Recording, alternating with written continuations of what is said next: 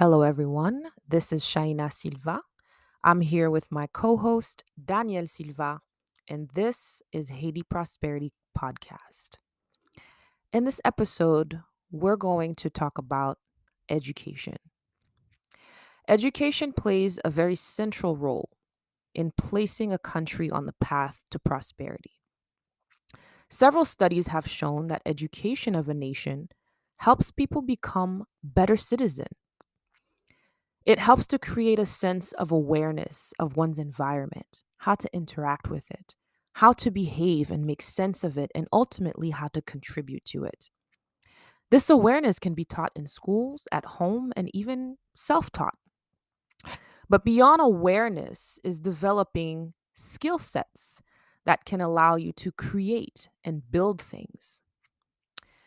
A little fact on the Haitian education system is that it's currently ranked as 177th out of 186 globally in terms of national spending on education. Most schools in Haiti are also private and funded by American and Canadian missions, which is not optimal because for students who cannot afford to attend private institutions, it means that they are usually at a loss since the public education system is lacking in that respect. Dad, if we want to reform education in Haiti, or if we want to place Haiti on a path to prosperity, education has to play a central role in that. But what do we want Haitians to learn? Can we start with that? What do we want Haitians to learn? Well, it would be pretentious to reform the school system in Haiti because we should leave that to the experts in the domain. But if we were to casually say what should Haitians learn about Haiti, it should be Haiti's ecosystem. Learn more about Haiti's ecosystem, whether it be the land itself, the air, the marine, the flora, the fauna, and now not only do lots of information exist in those areas, but they can be updated via satellite because nowadays there are lots of service providers by satellite that can give you the gaps and information and constant updated information on those different aspects of the country. So somehow this needs to be put together so that the people can have access to such information for analysis, forecasting, things of that nature. And compare that with other global databases so that we can make some comparative analysis of our situation and the neighbors particularly, or countries that have the same configuration. So those are the types of knowledge that we think one can have about the country. We also need to know further about the history of the country because mostly it seems to stop at the bringing of Africans and slaves and Europeans coming into the land and conduct life there. However, there is a lack of information on past inhabitants in the country, the culture, the Tainos, and even the Africans themselves. One sometimes get very confused about where those particular people came from within the continent of Africa. And we need to know about the neighbors as well, the other Caribbeans, the other Tainos, and the Arawaks, because somehow all those people, some of them and some of those tribes went through the island. So one needs to Traveling by know boat. more, etc. So, really understanding your immediate environment as well as your neighboring environment, Correct. the global environment. Yes, and not only that, but you also need to have a scientific sense of those assets, meaning the archaeology of the land caves, the air, the marine ecosystem, the trees, the herbs, the natural medicine. Yes, encourage lab creation based on the unique attributes of our tradition and plant knowledge. The architecture itself need to be learned and classified as well. We need to have a nomenclature of the architecture of Haiti and the history of our urban settings. And also comparative studies can take place between the country and other neighbors or other countries which have the same configuration. Those are the kinds of things that we think, you know, could be part of the learning process in Haiti. That is a lot. That is a lot. A lot of things to learn. But if we were to put it in the context of an educational system, obviously this is something that would happen over several years. But nowadays, the way that the education is evolving, the education space is evolving, you could pick up on some of these things without having to spend several years in school. Um, I'd love to get a sense from you. How would we get Haitians to learn all of these things? Because that's a lot of things to learn. And the education system as it is today is not well positioned to really give Haitians an experience that can allow them to absorb all of this. How can we provide tools, or what are some tools that exist to create this learning experience? Well, Haiti being part of the global environment will certainly follow the path of where education or where the future of education is going, which is nano learning, the usage of the social platforms, the internet and the intranets as a platform to acquire knowledge in general. So which will lead for students to they'll have more opportunities to learn at different times, so people won't be constrained by schedules or washing and the pressures of life and urban life, etc. So they can learn at different times and different places.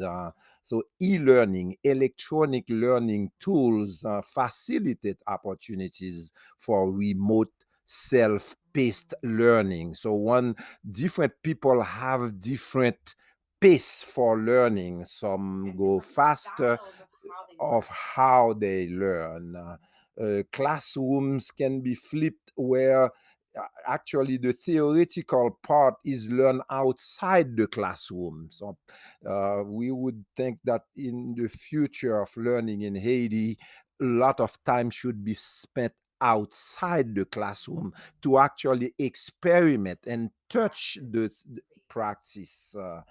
And the practical part, can be taught face to face between student and professors interactively. So that sort of insight for a better learning environment. And I can attest to this very vividly. I've gone through the school system in Haiti, and it hasn't been as a practical platform of such. You either quickly learn whatever is thrown at you, or you don't, and you get eliminated. You have the impression that it's a system of elimination and segregation in terms of IQ, as opposed, right, you're out and they name you in the classroom as being the last. That kind of an environment definitely need to be reformed and revisited, because it's not necessarily telling the Instruction. truth about the individual. Yeah. Some people that were not necessarily successful in the education system in Haiti became extremely successful Elsewhere. elsewhere. So that is something that needs to be examined very closely. The education experience, how Correct, you experience correct. learning. Exactly. So, and somehow students need to be encouraged. So it's a reinforced learning as opposed to a Competitive, discouraging. discouraging, etc. Another aspect of the future of education for Haiti would be a personalized learning, because every people learn in their at their own pace, and they have certain areas that they like. Some people don't like math, physics, and chemistry, although those fields need to be learned because they shape your learning framework of sort. However, some people are more versed into literature and the arts and sciences that are not necessarily as mathematically inclined as others. So students will learn with study tools that adapt to the capabilities of a student. This means above average students, for example, shall be challenged with harder tasks and questions when a certain level is achieved, whereas others may, continue to learn at their own pace. Students who experience difficulties with a subject will get the opportunity to practice more until they reach the required level. They don't have to be left behind by others. So students will be positively reinforced. We just talked about that during their individual learning processes. So that's how I would see the future of learning and the usage of technology for mass education and mass quality education. Quality. And it's humanizing the learning experience versus making it so rudimentary and just downloading a bunch of things into your brain, memorizing it, getting tested on it, and as you said, getting left behind if you don't perform at a certain level, which is not conducive to learning. If you haven't absorbed the information, that means there's room to grow to really get to the point where you understand what is being taught.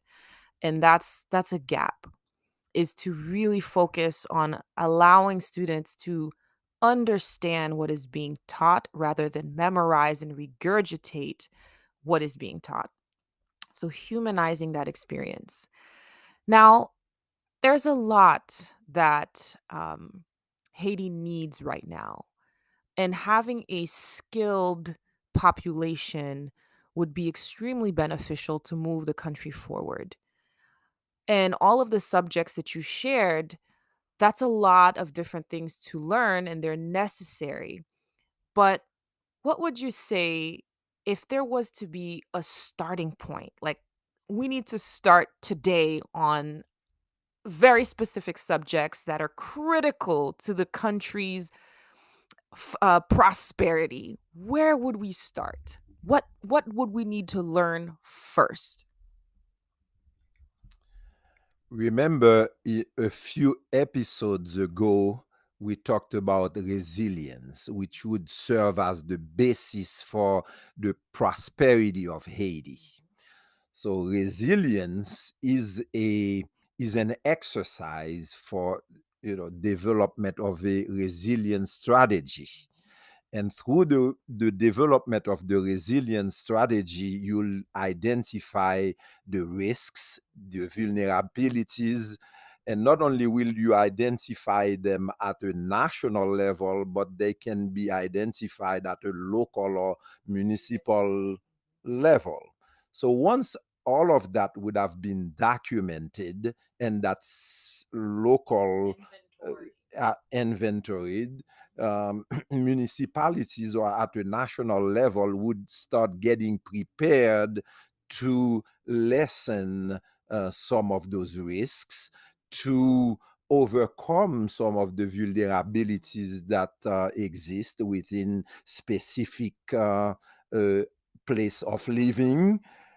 Once you have that documented, so you need to prepare the students of those particular areas to circumvent or to put some Address. resiliency into those areas.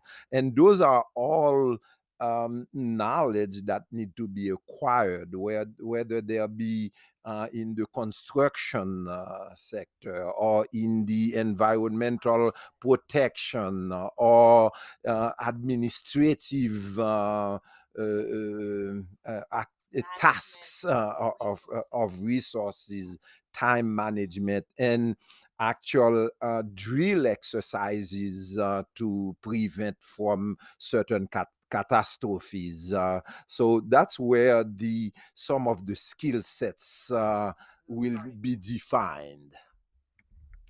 That's really great because it puts it in a very practical what's what can we do right now to get everyone participating in the future of the country and equipping citizens with necessary skills to be participative. And that resiliency plan is the starting point, lessening the risks, lessening the vulnerabilities, and equipping people living in neighborhoods, living in cities with the skills to participate in lessening those vulnerabilities, whether it's in waste management, whether it's in disaster management, whether any kind of management of the resources and lessening of the vulnerabilities, it needs to be taught.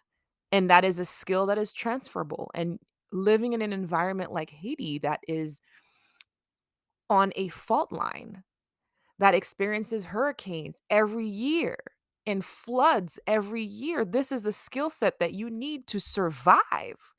So it's a survival skill set. So I think that's a really great starting point. Now, would love to have a few examples, like some very specific examples that can help paint the picture of going into a country's resiliency strategy, identifying one or two vulnerabilities that need to be addressed, and the skills that you would teach someone to be able to address them.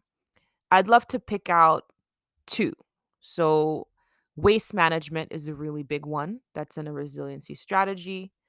Um, and then managing water water management because people need water to survive. They need water to drink, to cook, to bathe.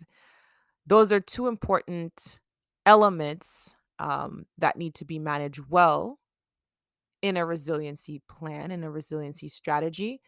How would you, or what are some things that you would train people in those two domains to have skill sets immediately? Well, in terms of waste management, which was your first choice for as one of the elements of resiliency, there are several areas within waste management that students could learn a few skills, including sorting out different types of wastes, because they need to be separated and segregated for future recycling or for some form of sustainability in reusing uh, waste, what we call waste, that are not necessarily waste, but they are raw material for new products to be Yes. developed. So in the waste management, We've seen that with plastics being reused for all kinds of things. and the other vegetables and those types of waste are used in fertilizers, and things of that nature. I don't see anything, including a piece of iron or an auto part that becomes part of a sculpture. That's all about recycling, as opposed to be interpreted as waste. So I would say in general waste management, there are quite a few skills to be acquired for for resiliency in that sense. You also spoke of water management. Right now, due to deforestation, water tend to come from the mountains and not be absorbed by the mountain itself.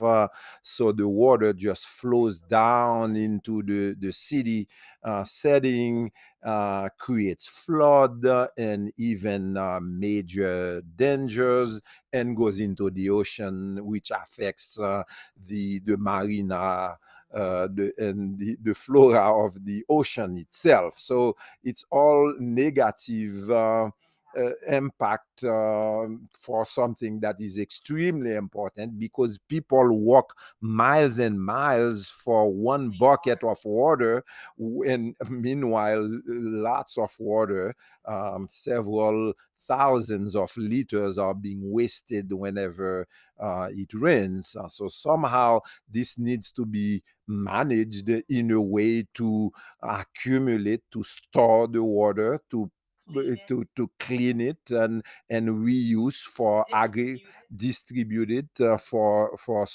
drinking water, and for agriculture, for the cleaning of the environment, the city, etc. Water is essential to human life in general. So those are the two areas of learning, of knowledge to be acquired, that can be very practical for the country immediately.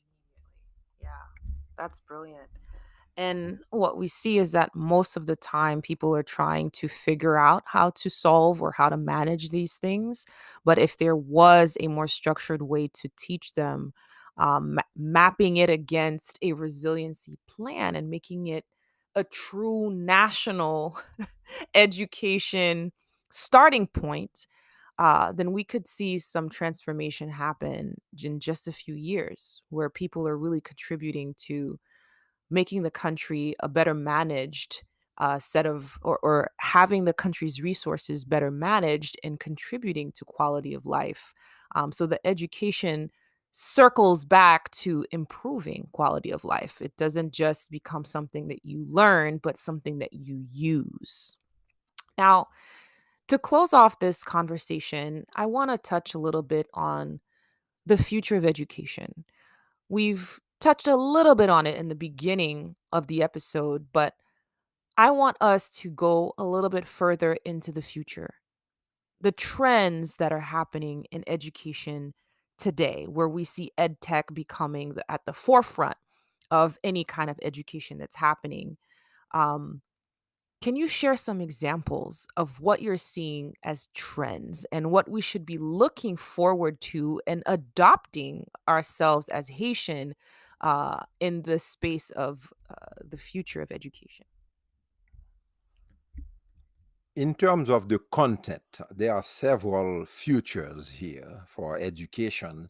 In terms of the content, project based education is something very practical for Haiti, so that people quickly acquire a skill that they can use, and that customers can use as well. So we call those project based learning.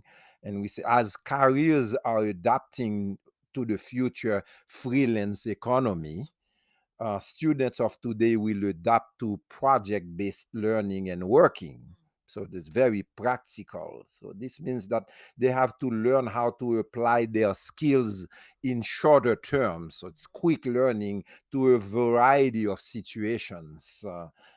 They should can get acquainted with project based learning since high school, so that they are capable of, in fact, helping themselves in providing service. Exactly.